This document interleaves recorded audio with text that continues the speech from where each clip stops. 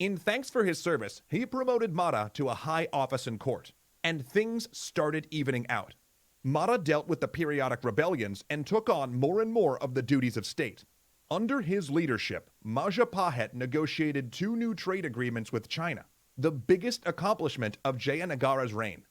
But delegating away responsibilities gave Jayanagara something that wasn't good for him: free time. Released from most duties, he could indulge his taste for leisure and vice.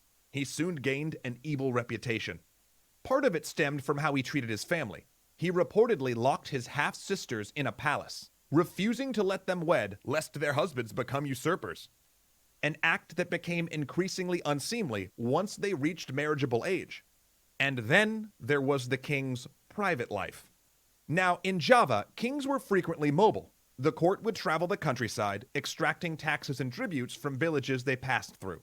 And if on one of those journeys the king saw a beautiful woman, he might order her to become one of his attendants or wives. As horrifying as this appears to us today, after all, this meant kings were literally extracting human beings as tribute in the same way they extracted rice or Chinese coin. It was an accepted part of rule in Java. What the king wanted, the king received. But Jayanagara took this power to an unprecedented extreme. He was uninterested in village girls. He was interested, however, in his stepsisters, in the wives of his court officials, in their daughters. And in a decision that almost without a doubt will go down as the single worst idea we've covered in this entire show, the wife of his surgeon. Not his former surgeon, mind you, his current surgeon. Right before he was supposed to have an operation.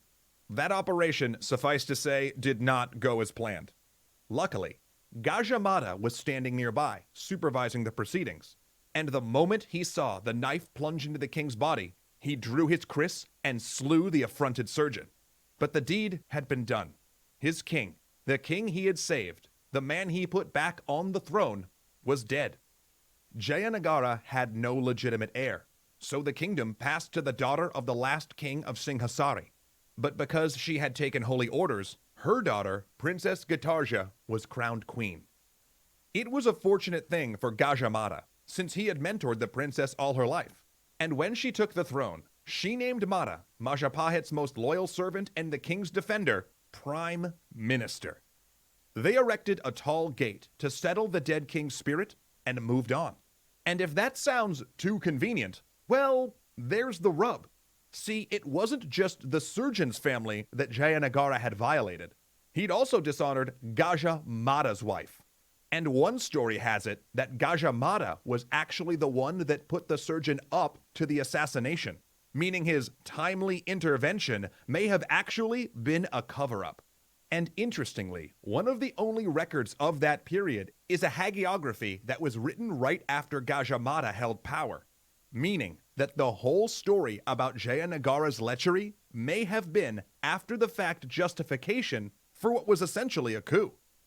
Either way, this incident was pure Gajamata, cunning, ruthless, manipulative, and ferociously pragmatic. A Yago of the first order. Trust me, keep your eye on this guy. Gajamata is what you'd get if Machiavelli wrote fan fiction. And that kind of political maneuvering would typify Gajamata's reign, because while monarchs came and went, for the next 30 years, this prime minister would steer the ship of state towards empire. Not long after his ascension to prime minister, Mata made a vow. He would not taste spice until all of Nusantara, the Indonesian islands, were under Majapahit's control. Exactly what he meant by tasting spice is unclear. It probably meant engaging in religious rituals, but he meant it. Over the next several decades, Gajamata would go on the offensive, expanding Majapahit power to the Spice Islands in the east and up through Sumatra and the Malay Peninsula. And exactly what form this expansion took and exactly how much these kingdoms were really vassals is up for debate. But most of them probably came to Majapahit's orbit via diplomacy, bribes, and tributary relationships rather than outright military conflicts. In other places, though, like Bali, Mata would prosecute a decade-long war, trying to bring the island under Majapahit's control. And as the regency passed and the new king came of age, Gajah Mada's project neared completion. Majapahit was poised for a golden age, the age of a new king, Hayam Wuruk, whose reign would change Indonesian culture forever.